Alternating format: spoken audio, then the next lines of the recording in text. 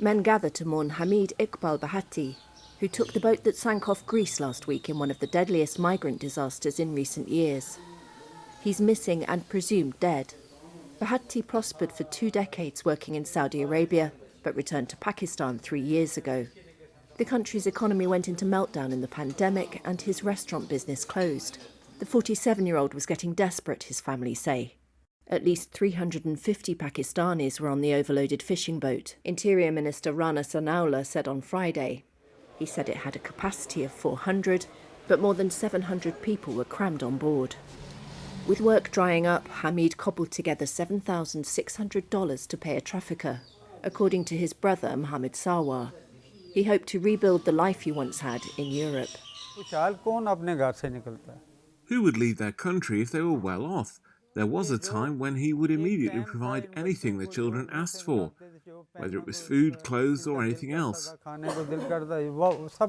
for the past 3 years, things continued to go downhill, and he was mentally very disturbed about what would happen in the future.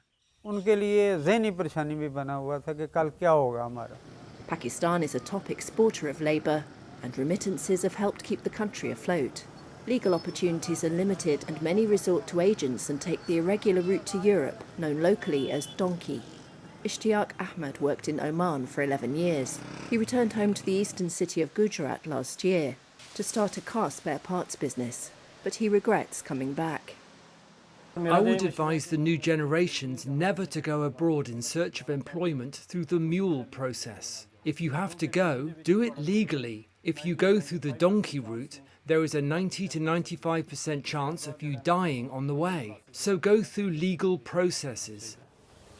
Numerous other Pakistanis have died.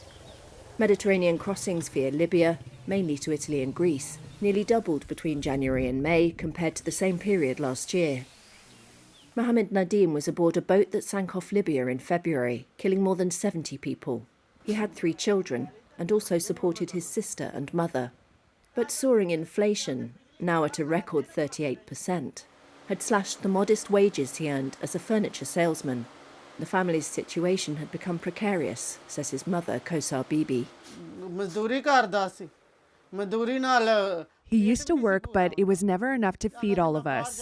He'd say, "I'll go abroad so I can improve conditions for my children. My life has passed, but I want a better future for them. I want to build a house for the children, find some means of a livelihood for them. How are we to know that this would happen to us?" Just over 100 people survived last week's shipwreck, one of the deadliest shipping disasters in Europe in recent years.